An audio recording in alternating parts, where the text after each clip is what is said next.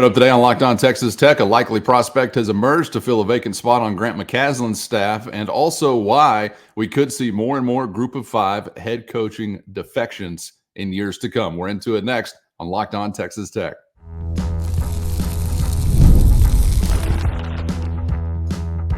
You are Locked On Texas Tech, your daily podcast on the Texas Tech Red Raiders. Part of the Locked On Podcast Network, your team every day. Great to be with you again on Locked On Texas Tech on the Locked On Podcast Network, your team every day. Always free and available on YouTube or anywhere you get podcasts. Thanks for making us your first listen. And today's episode brought to you by Gametime. Download the Gametime app, create an account, and use our code LOCKEDONCollege for $20 off your first purchase. With the only Chris Level, I'm Casey Cowan. Chris, great to be back with you to wrap up the week, and doing it with some interesting news coming across the wire and beginning to be reported nationally, as it looks like Texas Tech is soon to fill their vacant men's basketball assistant coach role. That, of course, left vacant by Dave Smart, who goes to be the head coach at Pacific. And the name is Wyoming head coach Jeff Linder. So something along the lines of Grant McCasland, I guess, giving him a call and saying, you know, I'm such a fool for you. You've got me wrapped around your finger. Do you want to be my assistant? Do you want to? Do you want to? Do you want to, Jeff Linder? Okay, that's all I had planned for the show, so I'm going to need you to carry it for pretty much the rest of the way.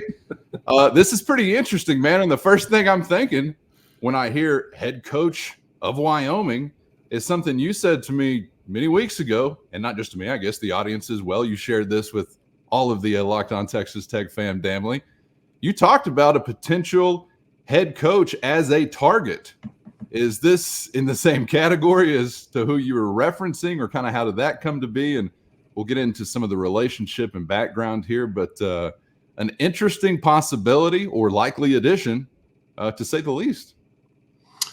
So when you first hear, you know, like there was all those rumors about Ross Hodge, the North Texas head coach, and now you're talking about Jeff Linder, the head coach at Wyoming, which it appears that Jeff Linder, you know, that's where this focus is now gone.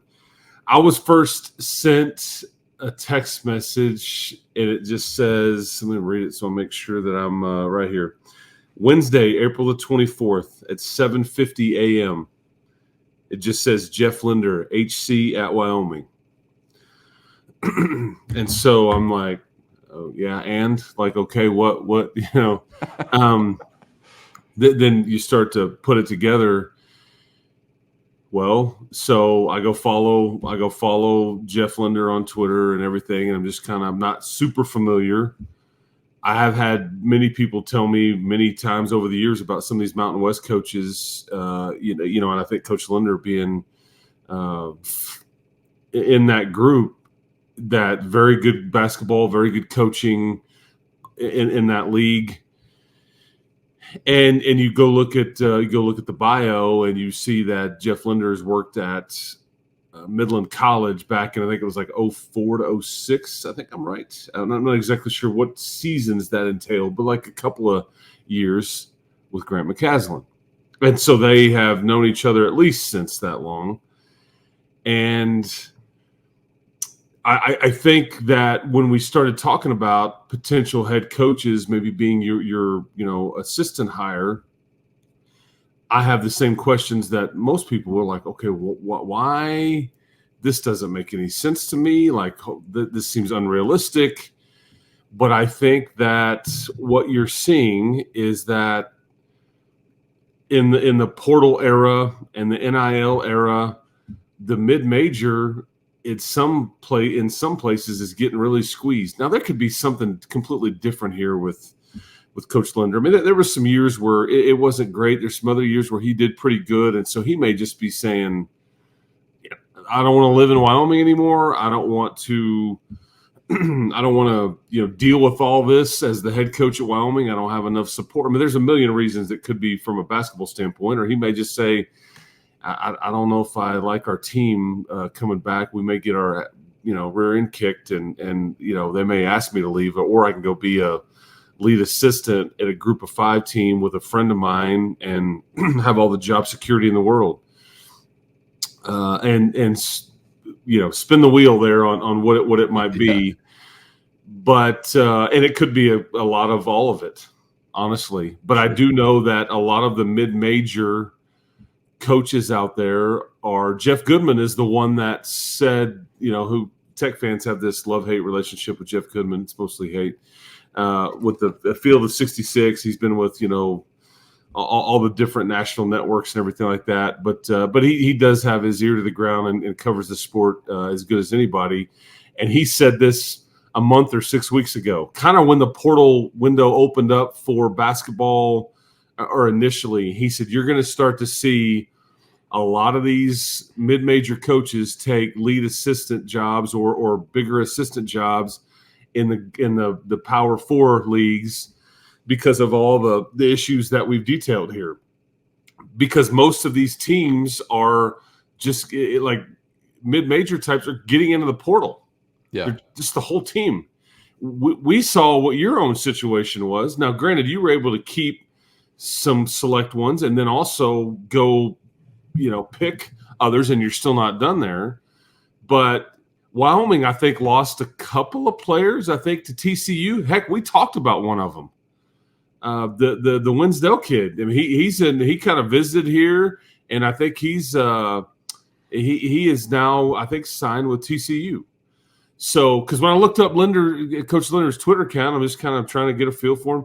All he's tweeting out is Kevin Costner Yellowstone memes about recruiting. That's what his timeline is. I even think he tweeted about a recruit or retweeted a recruit or somebody that signed with his program like a day or two ago. So keep in mind, none of this is done, but you just don't ever see a national. They're talking to agents or they're talking directly to the head coach of the school. It usually the dots are connected by the time that something like reaches that peak when it's written, targeting him, a deal expected to be done, kind of all that kind of stuff. So I guess maybe when you process a kid out of your football or basketball program at Wyoming, you tell him like, we got to take a ride to the train station.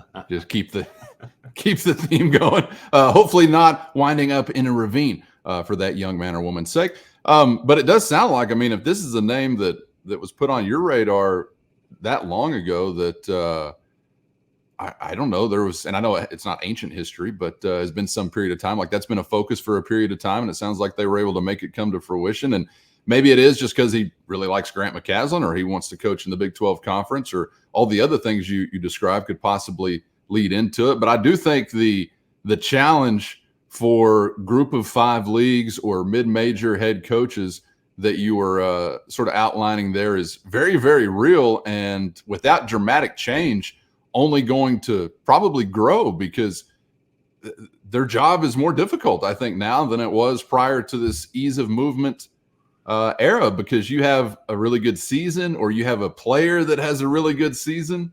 Well, what's next for them? Probably a new destination or bumping up. Your roster is kind of constantly being poached. That makes a lot of sense.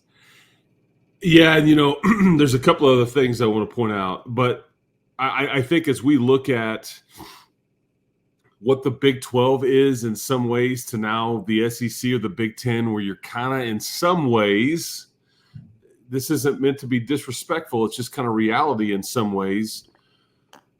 Your roster or coaches or however you want to look at it is somewhat of a feeder system. Now that's a bit overstated because it's not become full-fledged. But if the SEC wants to come in and money whip some school in the Big 12 for an assistant, for a player, for a recruit, whatever, they're going to have the wherewithal to be able to do that in most cases. Okay, so just follow me. But this is how the Big 12 is kind of treating, and really specifically Texas Tech is treating the Mountain West. The ball rolls downhill. Yeah. So you took Darion Williams. Not that you took him, but he wanted to upgrade. And last year from Nevada, but there's been a lot of Mountain West connections there with Texas Tech and Big 12. I think, and here's another one. Here's the other question to ask aloud, which I think is kind of fascinating.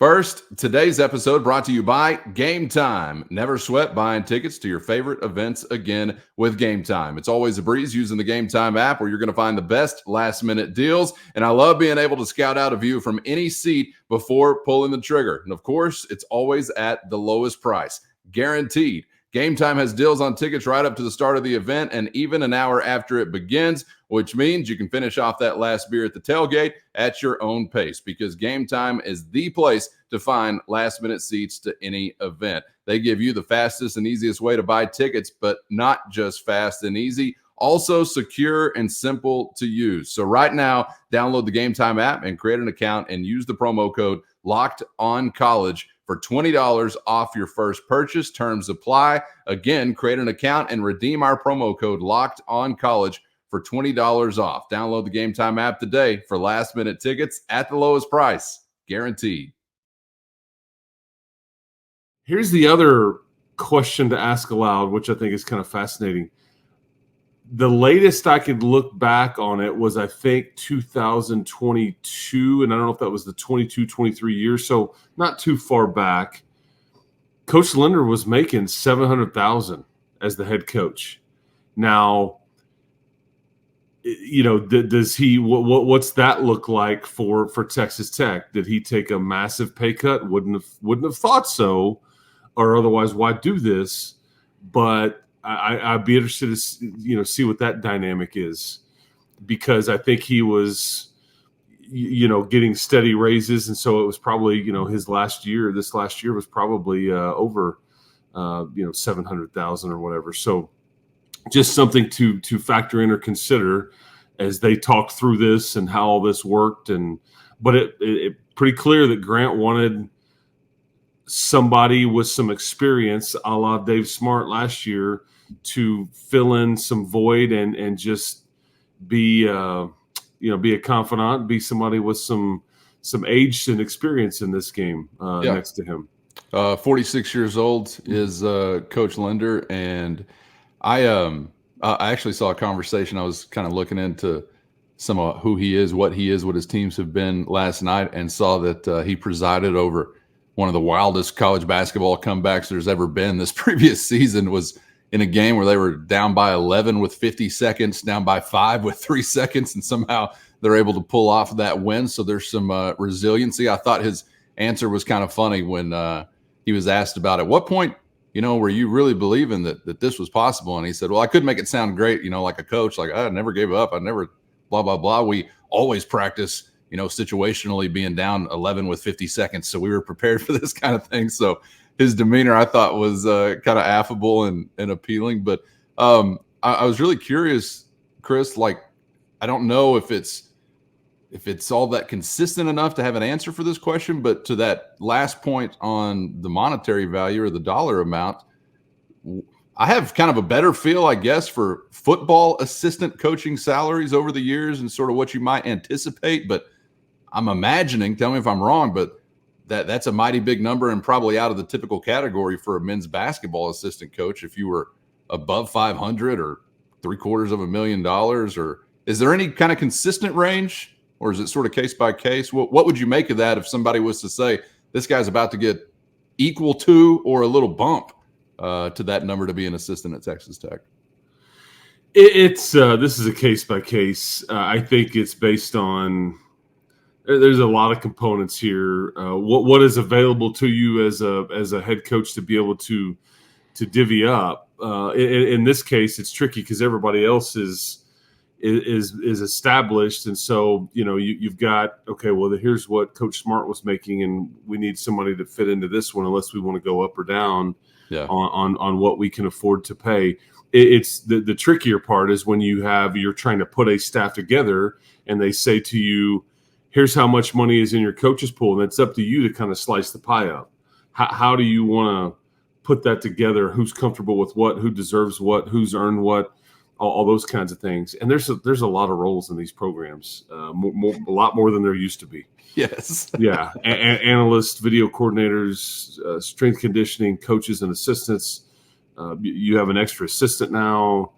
analytics folks. I mean, just GMs, all the above. It's just there's a lot going on there, but I think that was pretty clear to me based on who you've been able to target and potentially add, that it's been very important for Grant to have somebody with some legit experience next to him, because and you think about it, if you're Texas Tech,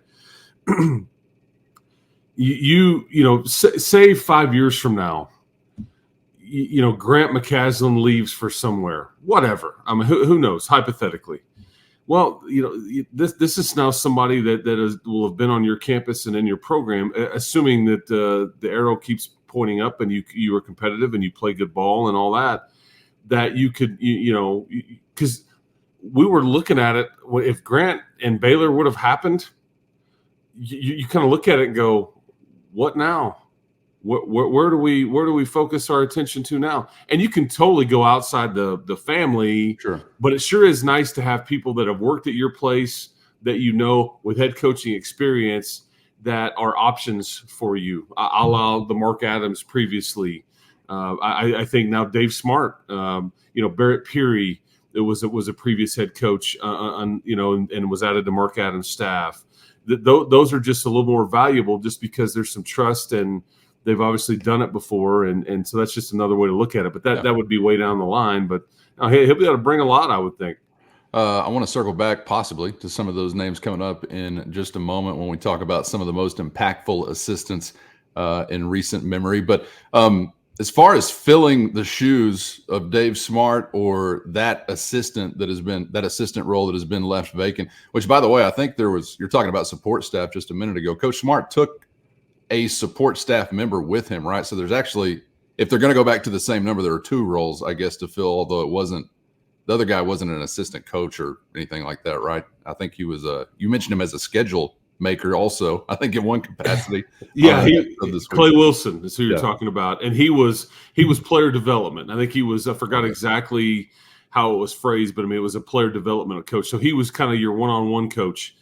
Like guys want to come in for individual workouts. We can hone in on one skill, really sharpen it up, ball handling, shooting, whatever it may have been. But one of his other duties was, I think, largely putting the schedule together and getting contracts and all that, which, by the way, is now a bit trickier because A&M is not going to play you this year, this coming November. So you're kind of back to the drawing board there on trying to figure out what that looks like. And does that mean the whole series is off, or did they punt it to later on down the road? We shall see, but it won't happen this year. It does not look like. I could be able to confirm that in the last day or so.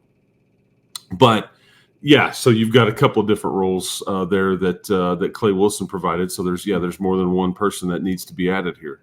Okay, so the quarters and sock gang, stand down, boys, stand down, stand by for maybe a new potential target down the road. I wanted to ask, though, about the role or the focus to be filled. Will it be the same as what Dave Smart's focus was? Could it be something more broad or more specific? And really I know there was, I guess, an offensive tilt, if I'm not mistaken, to Coach Smart's focus, or what do you kind of anticipate the focus to be for Coach Linder or the guy that will be added? Yeah, well, that's to be determined. I think it depends on, ultimately who you add, on what their skill set is or what they're best at, and you have to be careful of just like doing the whole cookie cutter role thing. Okay, I need to go find me a coach that checks these 3 boxes, and that's all I can add, because you've got to be able to think outside the box. I think what Coach Smart was heavily involved with last year was heavily involved in scouting every game. Some of your staff members kind of are on a rotation where they're looking at personnel and they're looking at every other or every third. He was somebody that was heavily involved in every game. He also, was heavily involved in kind of your offensive scheme and all those kinds of things, and just a bright basketball guy in general. And so I think you could keep it largely the same as what Coach Smart did, but you could also tweak it. Like he could have went back, and Grant could have looked back and said, I think that we need to change this with Matt or AC or Luke on what I had them doing, and let's give them more, less, let's tweak it, and let's have our new hire handle the. So yeah, because somebody typically on a game day, for example, or game prep, the head coach is involved in every scout. Typically, one assistant is involved, or your lead, like we're talking about here, is involved in every scout, like schematically. Then you've got personnel that focus, like some of your staff is going to focus more on how we can attack them offensively. Some are going to focus on, or someone is going to focus on how you need to defend them and what they like to do. So that's broken down, halvesies there. Then you've got somebody that's going to run your out of bounds stuff within a game. Hey, we can get them on this. We need to defend this. Your out of bounds things and whatnot. And so, and then your video coordinator is breaking down personnel. He's breaking down plays and all those things. So that's kind of all the different things that get divvied up on. And then the one coach, the assistant, that's going to dig into personnel. He's going to know what their 7 or 8 players, their top 7 or 8 players, and sometimes 10, where they want to shoot it, where they don't want to shoot it, what they ate for breakfast, what their best games are, what their worst games are, how healthy is he, does he have good body language, has he ever gotten a technical foul, does he kick his leg out when he shoots? I mean, everything you can imagine. It's almost just so much information. It's pretty fascinating seeing what all they provide. And Joey's got a lot of that stuff for his football program too. It's a little bit harder there. But and so it's up to you, kind of as Grant, to kind of how you want to divvy that up. But my guess would be somebody like Coach Linder or whoever would be really hand in hand with Grant game to game, and I'm gonna guess here heavily involved in the offensive portion of it, whereas Matt Breyer and I guess Grant are really heavily involved in defense. And Grant is kind of a little bit of everything though, bright basketball mind. Well, and kind of what you would expect with a head coach, and for a head coach turned assistant, a guy that maybe is well-rounded as well as far as what he could bring to the table, but depends upon what I guess he would be asked to bring to the table. Speaking of that table, I wanted to dive into the Red Raider archive known as Chris Level's mind. First, today's episode brought to you by Monopoly Go. And we've all been there, either as a player or a fan. It's halftime of the big game and the scoreboard's not looking too good. You're feeling low. You're not sure you or your team are going to be able to pull out a win. And that's when you dig deep, lift your head up and say to yourself, it's time to get back in the game and take as much of my friends' money as I possibly can. And you can do just that with the smash hit mobile game Monopoly Go. Monopoly Go lets you compete with your friends to get the most riches and the biggest empire. It's the Monopoly you love, but on your phone, anytime, with tons of new twists, including leaderboards to compare your progress to your buddies and tell them all about it whenever you're kicking their butts. You can also play on countless dynamic Monopoly boards, make your friends bankrupt by smashing their landmarks with a wrecking ball, or charge other players rent for your iconic properties. You can even work with your friends to crack open community chests and in tournaments to get extra rewards and climb the leaderboard. So get back out there, put on your game face, and download Monopoly Go today for free in the App Store or on Google Play. I wanted to dive into the Red Raider archive known as Chris Level's mind. For just a question I was curious about, Chris, as we've gone through some of these recent seasons or past decade and a half. You could take me back to Bob Knight if you want to. I was curious maybe what name, and you may have already mentioned some of these, but what name or names kind of stood out to you as this was turned out to be a really good assistant coaching hire, as far as some of the most impactful assistants that have come through this program? Are there some obvious answers? Is there one answer and then a group separated by a big gap behind that answer? Or what do you think? What comes to mind when you consider such a question? Well, if you mention the Bob Knight era, I would say the Chris Beard hire was really good, and it turned out to be really good for Texas Tech. I mean, because Bob Knight makes that hire, you end up going to the Final Four years and years later. You know, that's that is certainly one. And Chris was here under Coach Knight as an assistant for 8 to 9 years maybe, and then stayed with Pat for a couple of more years until they were, but Chris was largely responsible. I just remember one of those recruiting classes when like John Robertson, Mike Singletary, Dwaylon Roberts, Todrick Gocher, kind of like that time frame. Chris was responsible for every one of those players, being added here. Bubba Jennings was a really good assistant, hire in that kind of time frame too. But Chris probably had the staying power. But in recent years, I mean, it's Mark Adams, because Mark Adams changed the way you defended, and everybody has copied it. I was going to say change the way the Big 12 defended in some ways. Yep. And now it doesn't really work as well. People have adjusted and figured out what how to attack that. It's not near as effective. But a couple of years ago, it was one of those holiday games, and I think they were up in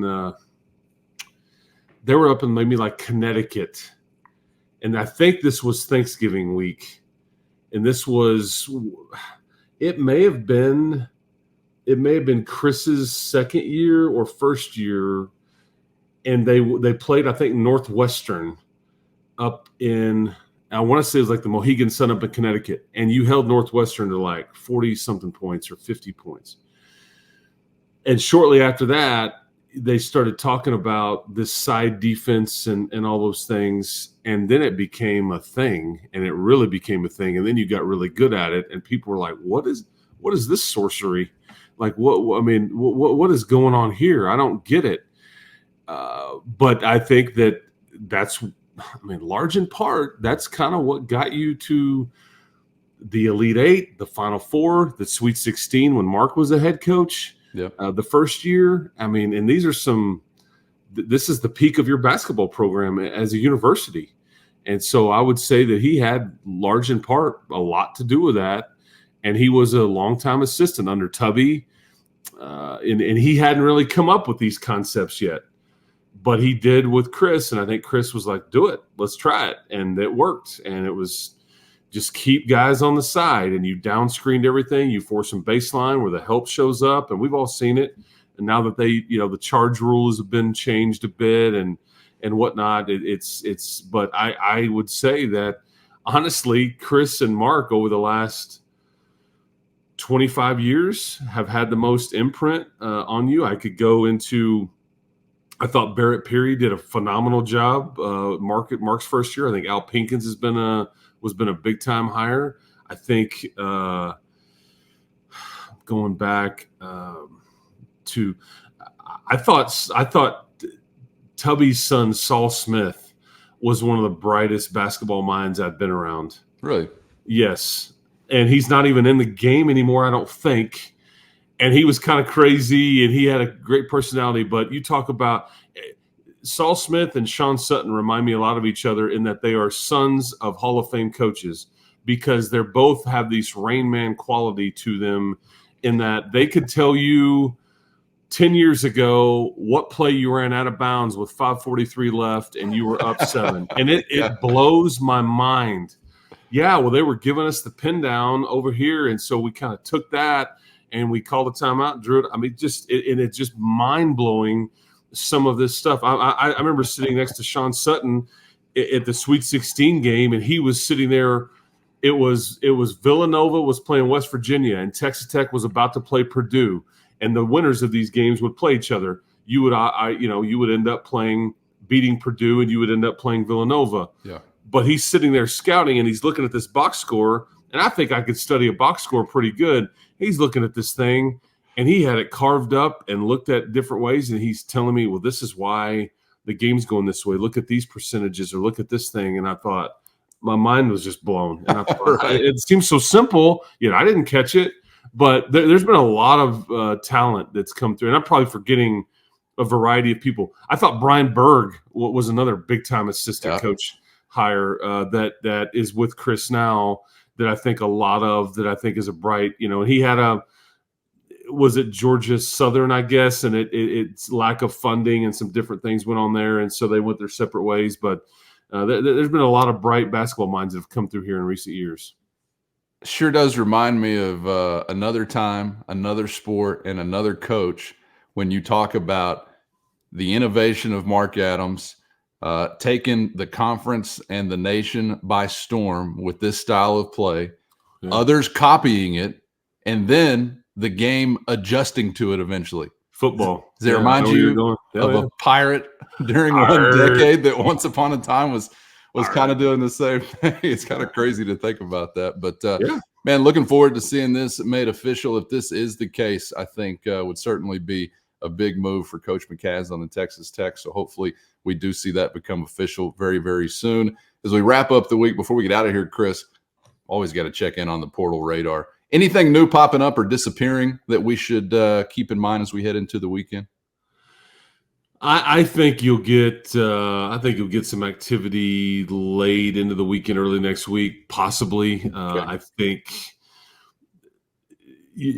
there's fewer options out there, and I think that there's more competition for set options because there are fewer of them. And so it's just, now you kind of hurry and wait. And it's not, I think we were past the point of all kinds of visitors coming in on the weekend and everything. And I would say this too, the head on the swivel things very much applies because you could get somebody like Leon Horner that this drops in your lap and commits to you that you're going, not super familiar with this guy, or somebody that is, you're kind of wanting in the developmental portion of the conversation that we've had. But as far as portal, I mean, I think it really still points to Mr. Toppin and kind of what's going on there. You're going to run out that ground ball until you get called out. I think you want to see what he's doing before you move on to anything else.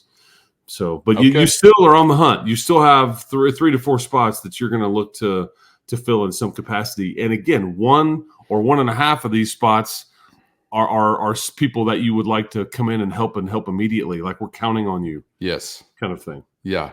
No pressure. Good reason to get subscribed if you're not that way on YouTube or anywhere you get podcasts, so you miss nothing whenever it begins to pop off, because it will at some point in time. So make sure you do that. And also so you miss nothing as far as, I don't know, happy hour edition of Locked On Texas Tech, Saturday morning cartoon edition of Locked On Texas Tech, or anything else that might be coming your way through the weekend. Chris, appreciate all the time this week and the insight as well.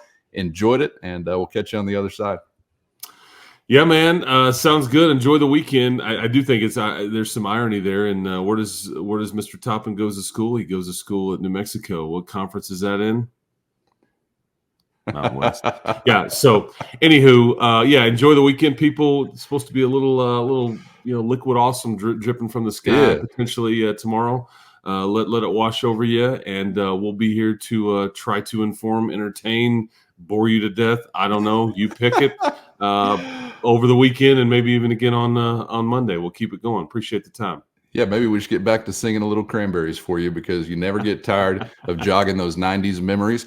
And we're sorry, Mountain West. Don't hate the player, hate the game. It's strictly business, baby. For Chris Level, I'm Casey Cowan. Thanks for being out there, and we hope to see you back for the next round on Locked On Texas Tech.